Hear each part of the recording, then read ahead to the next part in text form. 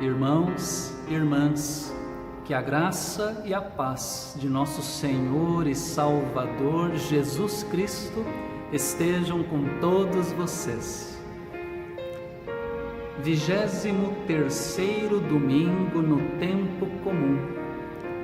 O evangelho deste domingo, apresentado pelo lecionário, é o de Mateus, capítulo 18, versículos 15 ao 20.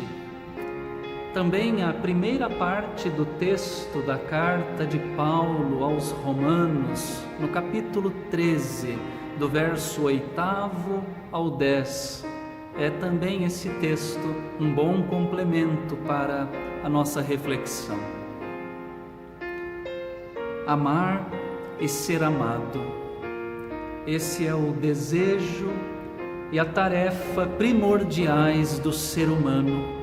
Todos nós amamos e queremos amar, todos nós desejamos e precisamos ser amados. O amor é a coisa mais importante da vida.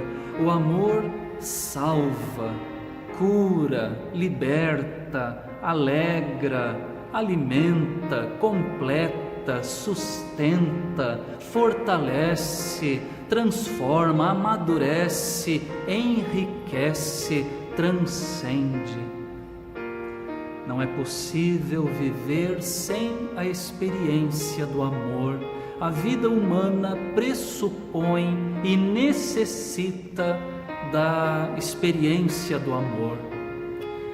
É por isso que nós não conseguimos viver sozinhos. Precisamos da mãe, do pai, do irmão, da tia, do primo, da avó, da esposa, do marido, dos filhos, dos vizinhos, dos amigos, da igreja. Nós sempre precisamos das outras pessoas para amá-las e para sermos por elas amados. É aí que surge um problema. Na tarefa de amar, ninguém é mestre ou doutor, somos todos aprendizes. O ser humano, criado por Deus para amar e ser amado, é aquele que tem a capacidade de ferir o outro e também de ser ferido por ele. As pessoas são todas diferentes, possuem formas diferentes de pensar, têm opiniões diferentes. O outro muitas vezes nos decepciona, magoa, entristece, não atende à nossa expectativa, nem nos ama como nós gostaríamos de ser amados. Não existem ambientes humanos sem atritos, sem conflitos. O evangelho deste domingo nos ensina como agir quando o irmão que deveria nos amar peca contra nós. O que fazer? Antes de mais nada, precisamos lembrar que quando Jesus andou, pregou, ensinou pela Palestina, ainda não havia igreja.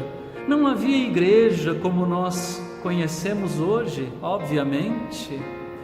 O evangelista Mateus, portanto, nesse trecho específico, está tomando e aplicando palavras e ensinamentos de Jesus ao seu contexto, quando a igreja cristã já está começando a se organizar e tem que lidar com questões relativas a conflitos internos, questões relativas à disciplina eclesiástica. Segundo o evangelista Mateus, o remédio recomendado pelo Senhor Jesus para a superação dos conflitos passa pela experiência da fraternidade, sobretudo no seio da comunidade de fé. A primeira parte do texto lido no Evangelho trata da questão da correção fraterna. A Bíblia diz que Deus corrige aqueles a quem ama, como um pai corrige um filho a quem quer bem. Pai e mãe são constantemente chamados pelas circunstâncias da vida, pelos próprios filhos, ao dever da correção. Falar não, impor limites, dar broncas, tudo isso faz parte da rotina e do repertório de todo pai e toda mãe. Todo pai e toda mãe que desejam que os seus filhos cresçam saudáveis, eles os corrigem. A correção nasce do amor. Quem não ama não corrige, e assim deixa o outro entregue a si mesmo e à sua própria desgraça. Deus, porém, nos ama e por isso nos corrige e nos ensina a amar e a corrigir nossos irmãos e irmãs. A correção fraterna se faz necessária por causa do amor.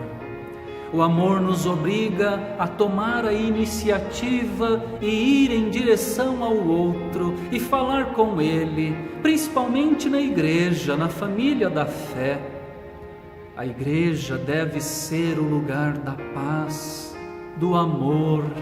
Se é verdade que podem existir conflitos e ofensas dentro da igreja, também é verdade que no meio da comunidade não podem faltar o perdão e a reconciliação. É preciso ir até o irmão, conversar com ele particularmente em busca da reconciliação. Se isso não for suficiente, levar consigo 2 ou 3 testemunhas. Se isso não for suficiente, levar o caso até a igreja, a comunidade. E Mateus escreve: e se ele se recusar a ouvir também a igreja, considere-o como um gentil e publicano. É interessante essa palavra. Seria algo como decretar o desligamento desse irmão ofensor da comunidade de fé. Mas vale a pena lembrar como é que Jesus tratava os gentios e os publicanos. Jesus os excluiu da sua missão? Não. Então não devemos nos precipitar também em excluir ninguém das nossas relações. Importante dizer que a busca da reconciliação não se faz sem o estímulo e o sustento do amor. Conflitos são inevitáveis onde existem relações humanas. Todavia, não existe conflito insuperável, conflito que não possa ser vencido, onde existem amor, boa vontade e correção fraterna. Vivemos em um ambiente social de manifestações violentas, agressivas, intolerantes, mas o caminho dos cristãos não é esse. Explosões de raiva, de ira, atitudes condenatórias, julgamentos precipitados, comportamentos vingativos ou mesmo pura e simples indiferença em relação ao outro, nada disso combina com a vida no Espírito de Deus, com o testemunho cristão. No texto do Evangelho, Jesus diz ainda: se 2 de vocês sobre a terra concordarem a respeito de qualquer coisa que vierem a pedir, isso lhes será concedido por meu Pai que está nos céus. Contexto onde esse dito de Jesus sobre a oração está incluído não deixa dúvida sobre a intenção do Senhor. O irmão ofendido deve orar em favor do irmão ofensor. A igreja deve orar para que todo conflito seja solucionado com amor fraterno. O irmão pecador é alguém por quem a comunidade reunida ora, intercede, suplica. E Deus se agrada e atende aqueles que oram uns pelos outros.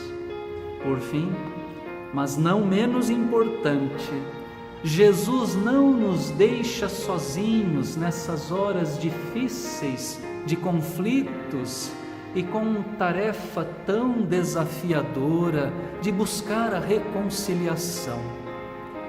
Temos da parte do Senhor esta garantia: onde estiverem 2 ou 3 reunidos em meu nome, ali estou no meio deles. Jesus se faz presente entre aqueles que se reúnem em seu nome, no meio daqueles que creem nele, entre aqueles que amam, inspirados por ele, no meio daqueles que oram uns pelos outros, como ele mesmo ensinou. Somos chamados ao arrependimento, ao perdão, à reconciliação e à paz. E o caminho para isso não é outro senão o caminho do amor. Como escreveu também o apóstolo Paulo aos Romanos: não fiquem devendo nada a ninguém, exceto o amor de uns para com os outros, pois quem ama o próximo cumpre a lei. O cumprimento da lei é o amor. Irmãos e irmãs, cumpramos a lei de Deus, a lei de Cristo, amemos os nossos irmãos, busquemos sempre a reconciliação e a paz em tempos de conflitos. Amém.